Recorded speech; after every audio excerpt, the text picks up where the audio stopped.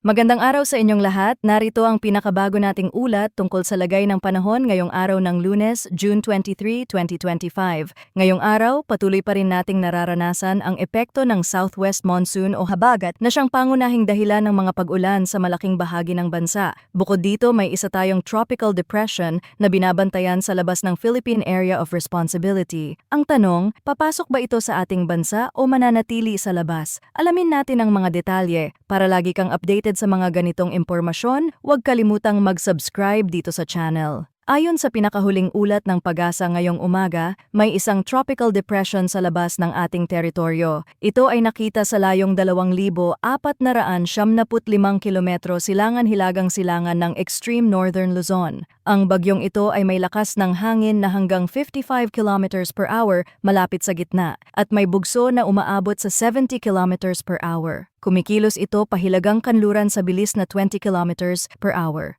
Habang hindi pa ito pumapasok sa Philippine Area of Responsibility, may malinaw ng epekto ito sa ating panahon, lalo na sa pagpapalakas ng habagat. Ngayong araw, ang mga rehiyon ng Metro Manila, Calabarzon, Boracay, Sorsogon, Davao Region, Pangasinan, Zambales, Bataan, Occidental Mindoro at Palawan ay makararanas ng maulap na kalangitan na may mga pag-ulan. Ang mga pag-ulan na ito ay dulot ng southwest monsoon at may posibilidad pa ring magdulot ng pagbaha at landslide lalo na sa mabababang lugar at kabundukan. Para naman sa nalalabing bahagi ng bansa, asahan ang bahagyang maulap hanggang maulap na panahon na may tsansa ng localized thunderstorms. Kahit panandalian lang ang mga ulan na ito, maaari pa rin itong magdulot ng flash floods o pagguho ng lupa kapag naging malalakas ang buhos. Sa forecast ng Tropical Cyclone Threat Potential para sa linggong ito mula June 20 hanggang June 26, hindi inaasahang papasok sa bansa ang kasalukuyang tropical depression.